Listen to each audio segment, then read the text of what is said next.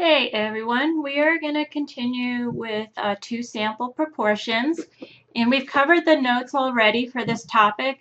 So this is some extra examples, and I will email everyone a copy of this, but these two examples you don't currently have in your notes. So you can just take the time to handwrite the example or look for it from an email from me.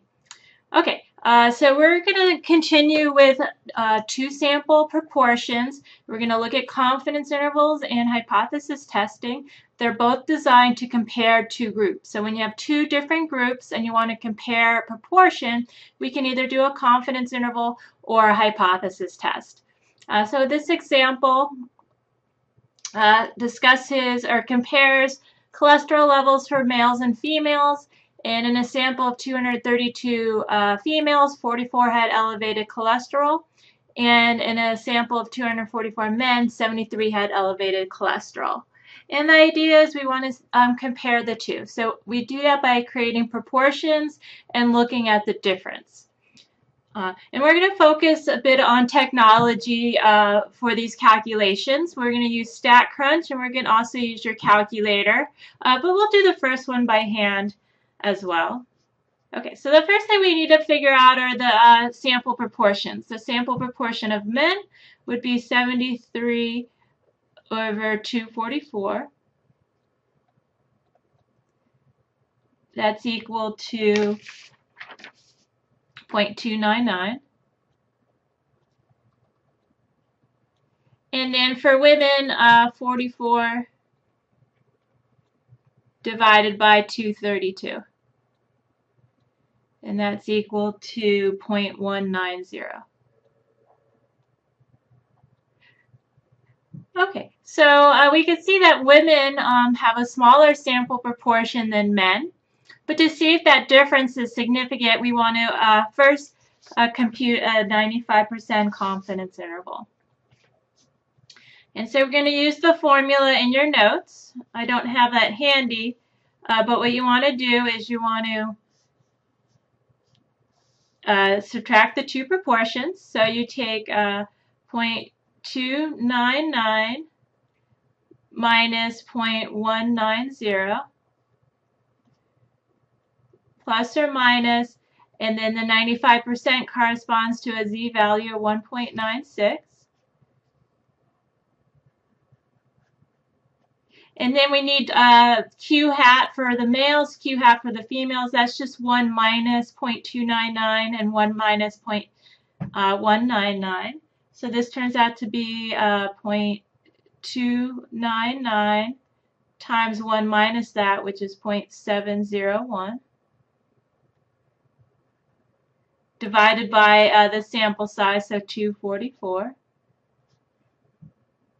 And then we do the same thing for the other group. So 0.19 times 1 minus that, which is 0.81, divided by the sample size for women. Okay, so this turns out to be equal to, now we have a lower bound and an upper bound, just like for any other confidence interval, 0.033.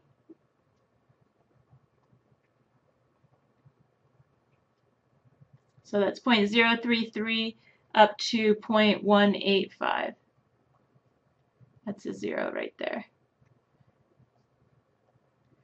Okay, so our confidence interval goes from 0.033 to 0.185.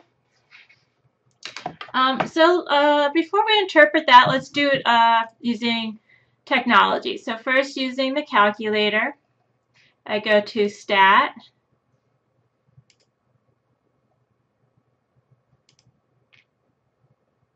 Let's see. Okay, we'll just look at that. So I go to Stat and then Tests, and then I go down to 2-prop Z interval. So that's going to be letter B.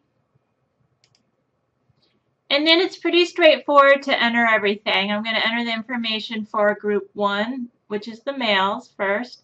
So this is 73, 249, or 244, sorry, that's a 4, not a 9. And then I'm going to do the same thing for women, 44. And then 232 for the sample size. And we want a 95. And then I just hit calculate. Okay, so my confidence interval is 0.033 to 0.185. This is 0.186. It's a little bit off due to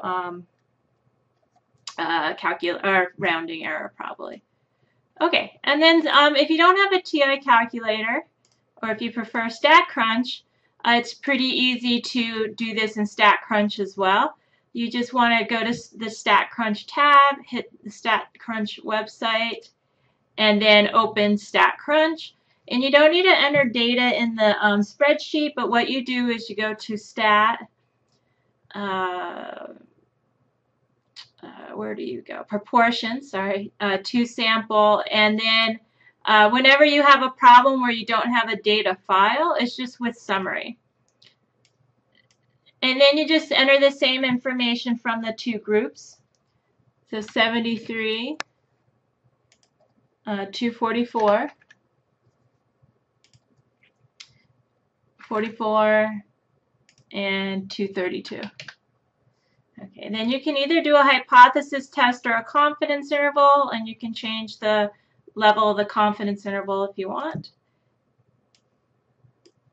And here's our results. So 0.033 up to 0.186 as well. So it looks like that 5 should maybe be a 6 in the hand calculation, or maybe there was just a little rounding error. That could definitely happen. Okay. All right, let's go back and interpret the confidence interval, which is definitely the hardest part of confidence intervals for the difference. So what we want to do, let's keep in mind we're trying to compare males and females, and that confidence interval is for the difference. In this case, it's a difference of the proportion of males with elevated cholesterol and the proportion of females. And we have a confidence interval that could be positive. It could go from a negative to a positive, or it could be negative. It all depends on which number here is larger. Because the males have a larger proportion, we find out that both numbers are positive. That means that the difference is significant, and males were significantly higher than females. So we want to be a little more specific, though, when we interpret the confidence interval. So we can be 95% confident. And now I want to compare males and females. So I have to make some statement that tells me whether males had a higher proportion or females had a higher proportion, and by how much. In this case, males had a higher proportion of elevated cholesterol levels than females. So I would say we are 95% confident that between 3.3%, that's our lower bound, and 18.5% more males than females will have elevated cholesterol levels. Okay, and so you can see what I did here. Looks like I got this mixed up.